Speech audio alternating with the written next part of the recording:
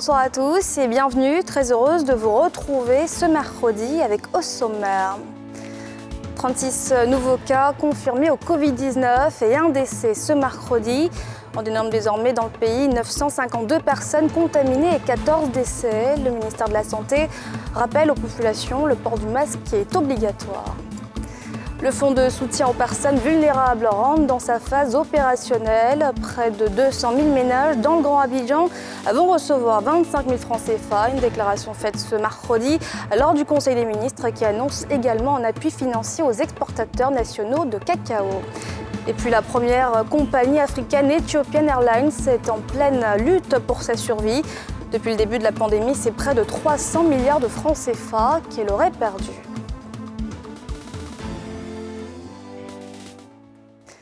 Mais d'abord, ce nouveau bilan de la maladie à coronavirus. En Côte d'Ivoire, on dénombre désormais 952 personnes contaminées, soit 36 nouveaux cas de maladie déclarés ce mercredi. Le nombre de guéris passe lui à 310 personnes et on déplore un nouveau décès. Le ministère de la Santé appelle les populations au strict respect des mesures barrières. On l'écoute.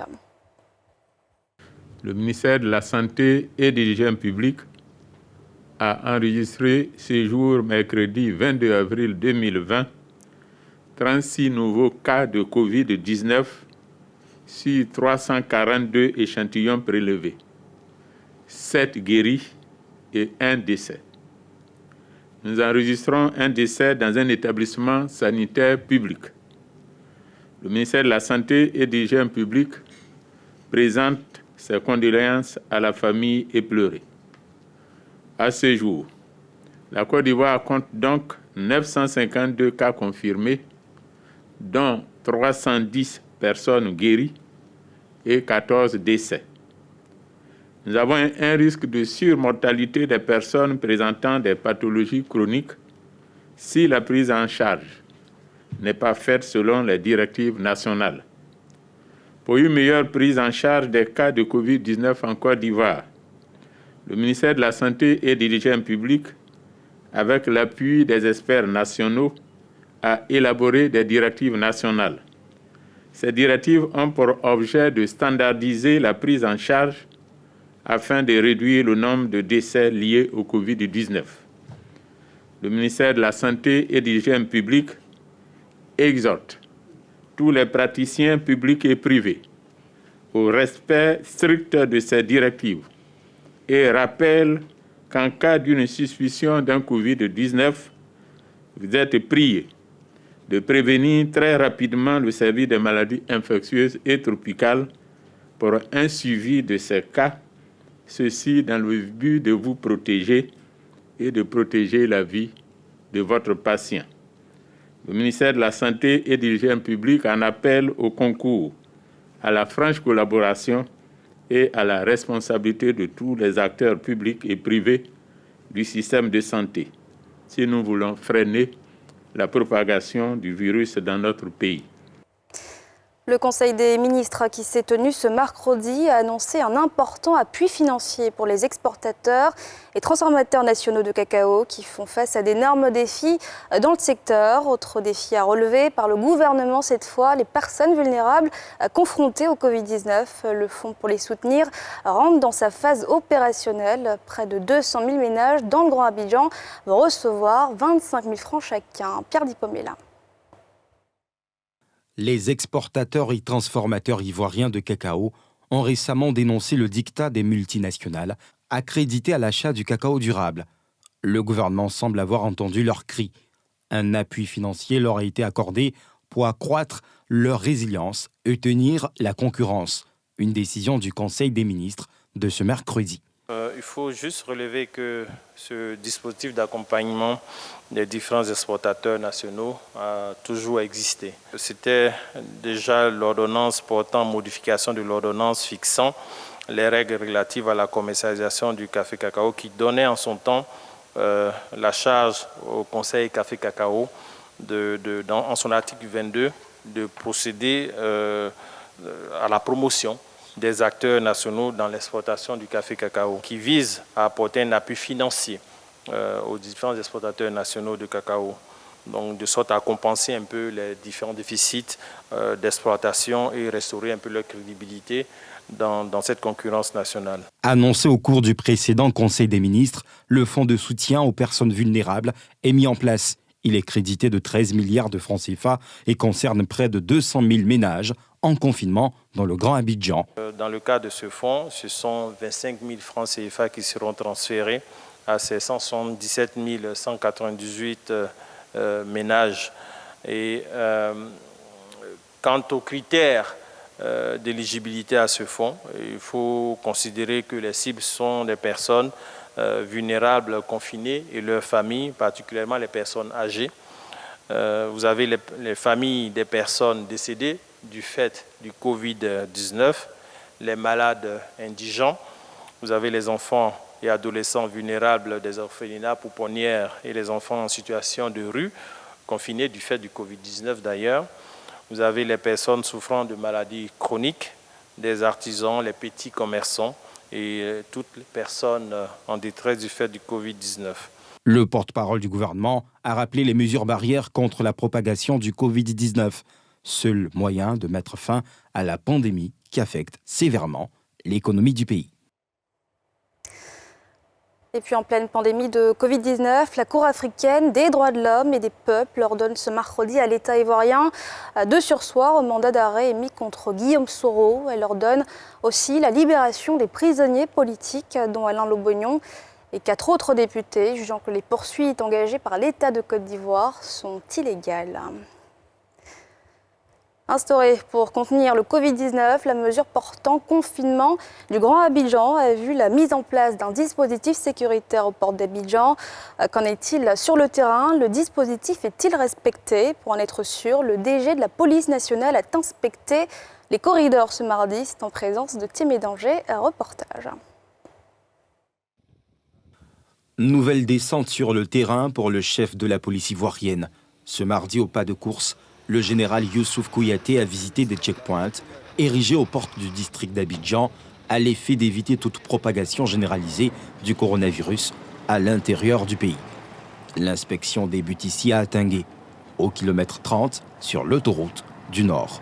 Portez votre cache-nez s'il vous plaît, votre cache-nez.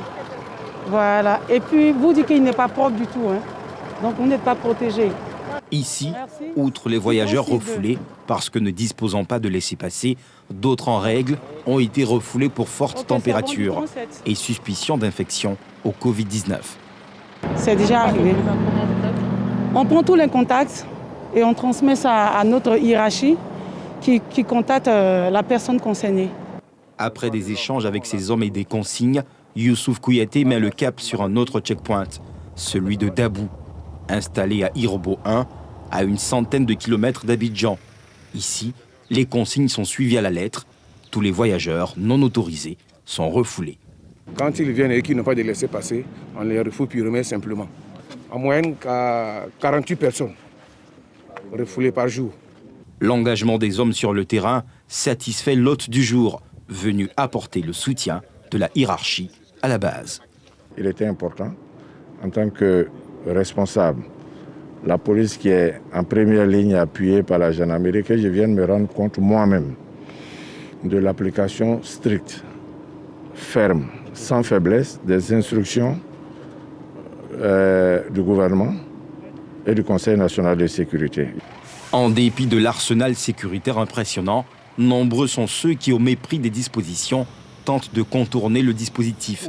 Pour Youssouf Kouyaté, l'heure est à la discipline et au civisme pour gagner la guerre contre le Covid-19. Nous avons affaire à une maladie vicieuse à travers le monde, que les gens, ce n'est pas par la coercition. C'est vrai, on arrive à interpeller des gens, à les déférer, mais ce qui est important aujourd'hui, il y a une prise de conscience collective et individuelle. Le directeur général de la police a achevé son inspection à Zaguié. Là encore, il a appelé ses hommes à la vigilance et à la fermeté, mais aussi et surtout au respect des droits de l'homme, de tout contrevenant aux dispositions en vigueur. Et puis les ferrailleurs d'Abidjan confrontés aux conséquences du confinement sur leurs activités. Ce mercredi, au micro de Yili Traoré, ils expriment leurs inquiétudes et demandent un accompagnement de l'État, faute de quoi ils ne pourront faire face à cette crise sanitaire. Reportage. Les ferrailleurs de la case d'Abobo ont le vague à l'âme. En cause, la pandémie de Covid-19 et les mesures prises par l'État pour y faire face. Le secteur du transport, qui constitue l'essentiel de leur clientèle, est presque à l'arrêt suite à la suspension des déplacements à l'intérieur du pays. Il y a un ralentissement total de nos activités sur le terrain. Les ferrailleurs ont du mal maintenant à joindre les deux bouts parce que les activités sont ralenties. Les loyers doivent être payés par les magasins que nous occupons, doivent être payés par mois. Alors donc vraiment, nos domiciles également doivent être payés. Voyez-vous que s'il n'y a pas une subvention, une aide quelque part de l'État, ça va être un peu difficile pour nous de joindre les deux bouts. Même constat chez cet importateur de pièces de rechange de véhicules qui évoque un net ralentissement des activités et en appelle à des mesures de l'État en faveur du secteur. On a plus ou moins perdu au moins de 75% à 80% du chiffre d'affaires. Bon, comme c'est un métier, comme on le dit, chacun métier, c'est notre métier. C'est ce qu'on a choisi de faire. On est obligé de venir pour pouvoir entretenir nos clients, sinon, sincèrement, il y a des personnes, mais les gens n'ont pas l'argent. C'est pas facile. En termes d'assistance, dans le domaine de l'informel, c'est un peu compliqué. Peut-être que c'est au niveau de la réduction peut-être du coût du douanement des conteneurs, les quelques conteneurs qui sont là, peut-être réduit au niveau de la douane pour nous aider et puis au niveau des impôts. La situation est encore plus dramatique à la case de Ndotré. Là, les ferrailleurs, en plus d'être confrontés à la dureté du moment, faisaient déjà face à l'éloignement de leur site et à son accès difficile. Ce que nous vivons là est difficile. L'accès, il n'y a pas d'accès pour arriver à la case. Il n'y a pas d'accès pour arriver à la nouvelle case d'Ndotré.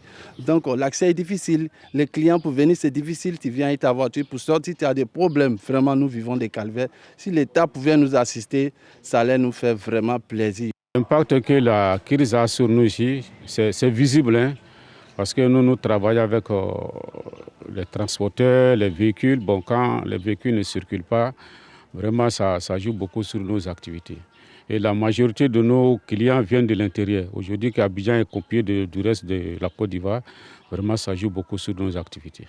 Les mesures prises par les autorités du pays pour freiner la propagation de la pandémie de Covid-19 sont certes marquées au coin du bon sens, mais force est de constater qu'elles mettent à rude épreuve des pans entiers de l'économie nationale. Même situation chez les transporteurs, surtout ceux qui rallient les villes de l'intérieur. Depuis le début du confinement du Grand Abidjan, ils se retrouvent sans activité, obligés pour certains de se réinventer. Salif Yalekwe, Aruna Zeba. Le Grand Abidjan, isolé du reste du pays. Une décision prise il y a quelques semaines par les autorités ivoiriennes dans le cadre de la lutte contre la propagation du Covid-19. Seuls ceux qui ont des autorisations peuvent encore franchir ces nouveaux corridors. Au niveau des acteurs du transport, on vit durement la nouvelle donne. À la célèbre gare routière d'Adjamé, pas l'ambiance habituelle. De nombreuses gares restent fermées avec des cars stationnés, quand d'autres se sont reconvertis dans le transport de marchandises. L'un des rares chefs de gare trouvés sur place explique ses difficultés. C'est pas facile puisque c'est notre domaine. On souhaite que c'est crise qu'on est dedans, que les gars trouvent solution, que Dieu nous donne l'opportunité pour que tout le monde va avoir la santé, pour qu'ils vont essayer de nous libérer et puis chacun va faire son travail. Wilfried Ballet, qui se présente comme un guide voyageur, regrette également cette situation de crise. Nous avons beaucoup d'hommes qui souffrent parce que les cas ne roulent pas. Cette situation, si ça continue seulement que pendant 2 mois seulement, beaucoup deviendront voleurs, braqueurs et autres choses. Nous vivons un calvaire. Ce chauffeur de taxi, bien qu'étant en service, nous fait savoir que les affaires tournent au ralenti. Cette crise, nous la vivons très difficilement. Depuis ce matin, maintenant, j'ai que 17 000 francs sur moi pour toute la journée. Vraiment, c'est très compliqué. L'habitude, à 7 heures, je peux être dans les 40 000, 50 000 déjà. Le président de la coordination des gares routières de Côte d'Ivoire, dans le même élan, dépeint une situation bien chaotique. Il appelle les autorités à la rescousse. Le stress Et la pauvreté est en train d'avoir raison de certains de nos acteurs. Nous osons croire que nous serons appelés pour que nos transporteurs puissent avoir au moins une aide symbolique pour pouvoir supporter cette pauvreté très grave. Tous ces acteurs du transport attendent avec beaucoup d'impatience la fin de la pandémie du Covid-19. Depuis le 16 mars dernier, les écoles ivoiriennes sont fermées si les élèves en classe d'examen suivent les cours sur différents supports numériques. Ceux en classe intermédiaire espèrent toujours une solution. Dans l'attente, des parents d'élèves ont fait le choix des répétiteurs à domicile. Pierre Dipomela. Trècheville, quartier France-Amérique. Gay a inscrit ses 2 filles à des cours particuliers, appelés communément cours à domicile. Elle veut les occuper sainement pendant cette période de fermeture des écoles pour cause de pandémie. Quand ils ne vont pas à l'école, là, quand ils restent à la maison, c'est pour se promener seulement. Alors que quand ils s'en vont à l'étude, là, c'est pour apprendre encore. Là, à la rentrée des classes, elles vont retenir, elles vont rien oublier. 3 fois par semaine, elles retrouvent leurs répétiteurs et d'autres élèves à quelques mètres de la maison. Ces enfants, de différents niveaux, partagent le même espace. Une classe de fortune, près des escaliers de cet immeuble d'habitation. Au programme aujourd'hui, lecture et conjugaison. Le conjugue va finir au passé composé. J'ai fini, tu as fini, il ou elle a fini. J'ai appris des conjugaisons, l'alphabet et des calculs. On lit, on fait les divisions, on fait les tables de multiplication, on fait tout.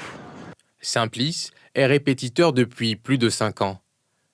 Ces élèves, il les avait avant même la fermeture des classes par le gouvernement. Depuis la rentrée, on a commencé déjà. Je prends quelques élèves de CM1, CE2 et je prends les élèves de CP2 aussi. Et plusieurs classes, réunis ensemble. On continue les cours pour ne pas laisser les enfants se balader, se promener comme ça. Donc on continue toujours les cours. Le rôle de Simplice se résume à réviser les cours appris en classe. Je mets l'accent plus sur les lacunes. Parce qu'ils ont des lacunes en orthographe, en grammaire, tout ça. Donc, on révise un peu les leçons qu'ils ont fait en classe. Le secteur de l'éducation est touché de plein fouet par la pandémie de la maladie à coronavirus. Des cours en ligne sont proposés aux élèves en classe d'examen par le ministère de l'Éducation nationale, sur différents canaux, notamment l'Internet, la télévision nationale et la radio. Début mars, le PDG d'Ethiopian Airlines affirmait que la pandémie de Covid-19 n'était qu'un problème temporaire. Un mois plus tard, son discours a radicalement changé. La première compagnie aérienne d'Afrique est en lutte pour sa survie, reconnaît-il. Et pour y parvenir, elle cherche des alternatives. Nadia Edja. Depuis l'avènement de la pandémie de coronavirus, les vols commerciaux sont cloués au sol. Ethiopian Airlines, l'une des compagnies incontournables dans l'aviation en Afrique, est frappée de plein fouet par cette crise sanitaire. Entre janvier et avril 2020, la compagnie a perdu 550 millions de dollars, soit environ 275 milliards de francs CFA. Précédemment optimiste, Tiwold Gibre-Mariam, le président directeur général du groupe, reconnaît aujourd'hui la pénibilité de la situation. Il craint le pire, malgré les ressources obtenues du fret. Serons-nous capables de tenir avec seulement 15% de nos revenus parce que le fret ne représente que 15% des revenus? Pour une courte période, oui, mais pour combien de temps? Très difficile à prévoir. Pour sortir la tête de l'eau, le PDG prévoit des alternatives. Si vous vous mettez à ma place, le seul chemin pour Ethiopian Airlines est d'étendre ou de recentrer ses ressources, son énergie et son temps sur des activités qui ne sont pas touchées par le coronavirus. Au-delà d'Ethiopian Airlines, c'est l'ensemble des compagnies aériennes qui se retrouvent sinistrées à cause du Covid-19. Pour cette année 2020, les pertes sur les revenus de passagers sont estimées à 6 milliards de dollars, comparativement à l'année 2019. Avant de clore ce journal, n'oublions pas de respecter les mesures d'hygiène mises en place par le ministère de la Santé pour contenir le virus qui se propage à forte allure dans le pays. Je rappelle qu'on est passé de 916 à 952 cas confirmés ce mercredi, soit 36 nouveaux cas de maladies déclarés. Le nombre de guéris passe quant à lui à 310 personnes et on dénombre désormais 14 décès. Vous avez entendu les précisions du ministre de la Santé dans ce journal. Merci d'observer les gestes barrières pour préserver vos vies et celles de tous. Merci à tous d'avoir suivi ce journal. On se retrouve demain à même heure. Excellente soirée à tous.